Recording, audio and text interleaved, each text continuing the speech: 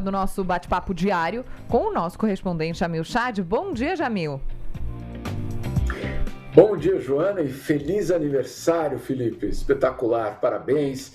18 anos, é uma idade boa.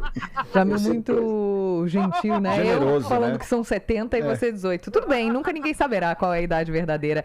Jamil, vamos retomar um assunto que ficou adormecido no noticiário, que é o que vai acontecer com o petróleo venezuelano, né? Tivemos a captura de Nicolás Maduro. Aí ontem a gente estava falando sobre o pico de informações, né? Um grande pico de informação, atenção na Venezuela. Depois, meio que ficou em segundo plano. Vamos retomar. Então, o que os Estados Unidos querem fazer com o petróleo venezuelano? Você tem informações sobre isso?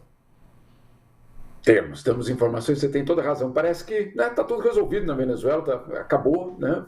Virou a página, agora falamos do Irã, etc. Não, mas olha, ontem Marco Rubio, que é o chefe da diplomacia do Donald Trump, passou 3 horas se explicando diante do Senado americano sobre, claro, como tinha sido a operação e, acima de tudo, o que vai acontecer a partir de agora.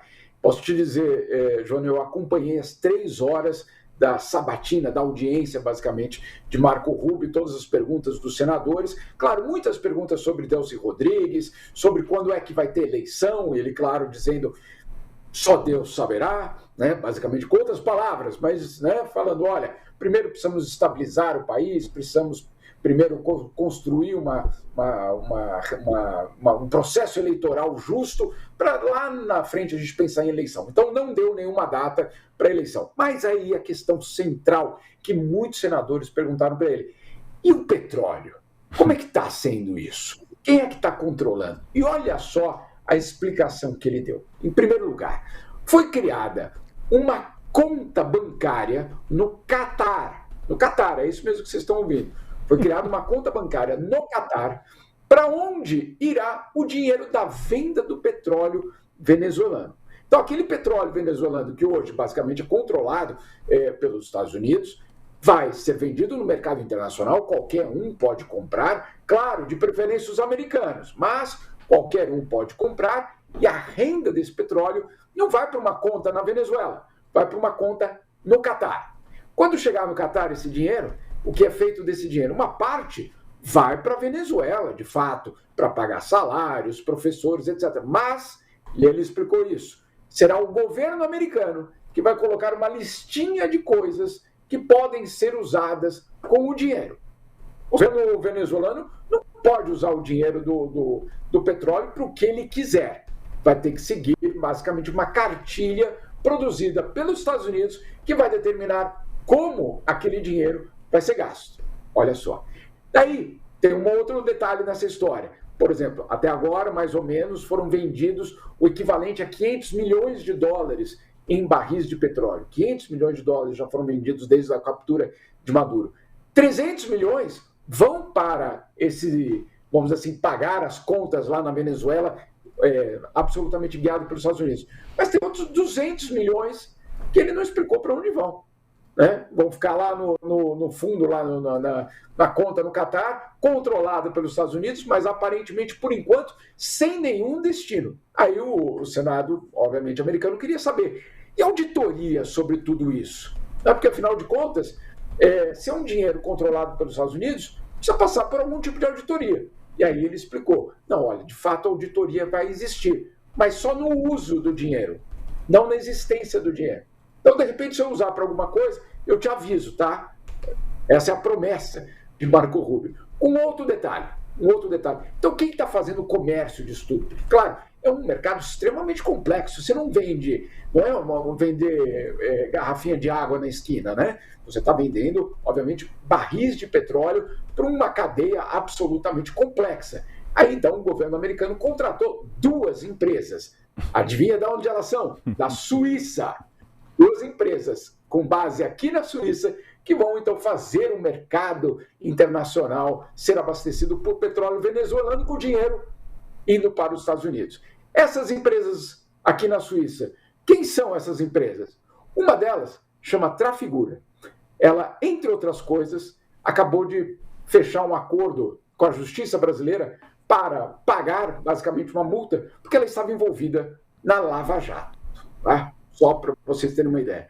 E a outra, a Vitol, uma empresa também de fazer trading, basicamente, de commodities, ela, entre outras coisas, fez uma doação de 6 milhões de dólares para a campanha de Donald Trump. Então, olha só a história vamos dizer assim, do dia seguinte de Nicolás Maduro. Um roteiro para lá de cinematográfico do que vai acontecer com o petróleo venezuelano a partir de agora. Agora, Jamil, eu nem vou citar aqui que os Estados Unidos são aliados do Catar, inclusive tem uma base militar no Catar, porque você vai falar que eu sou corneteiro, que eu estou querendo criticar pela crítica, enfim. Um absurdo. Mas isso tudo que você está trazendo, esse rocambole todo, né, nos leva a adotar aquela perspectiva já do 3 de janeiro, né, quando Donald Trump deu aquela famosa entrevista coletiva, aliás, Marco Rubio participou daquela coletiva e nós comentamos naquele sábado, de que uma vez abertas as veias, né, deixa a Venezuela para lá, não é mais problema muito nosso, porque o petróleo já ligamos a torneira e o petróleo está vindo. É mais ou menos isso, né, Jamil? Exatamente. E o petróleo não só está vindo, mas com duas empresas ocidentais, obviamente com muitos interesses nos Estados Unidos, então não é mais a PDVSA, né, estatal venezuelana, que faz o comércio, são duas intermediárias, uma delas, insisto, doadora da campanha de Donald Trump. Vocês estão falando de emenda Pix aí, isso aí é melhor do que emenda Pix. Muito melhor. Você faz uma doação para a campanha e de prêmio, alguns meses depois, você leva basicamente o contrato para ser a pessoa que vai comercializar o petróleo de um país que acaba de ser invadido, no fundo.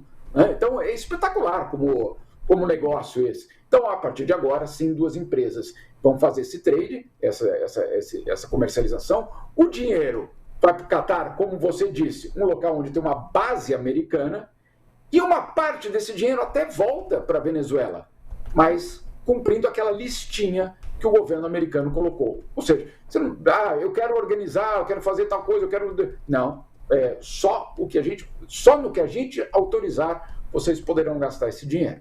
Então, se isso não é um protetorado econômico, eu não sei o que dizer. Ah, mas o Jamil está muito corneteiro. São os encargos, né? São os descontos, né? Então, vai sobrar uma... Não,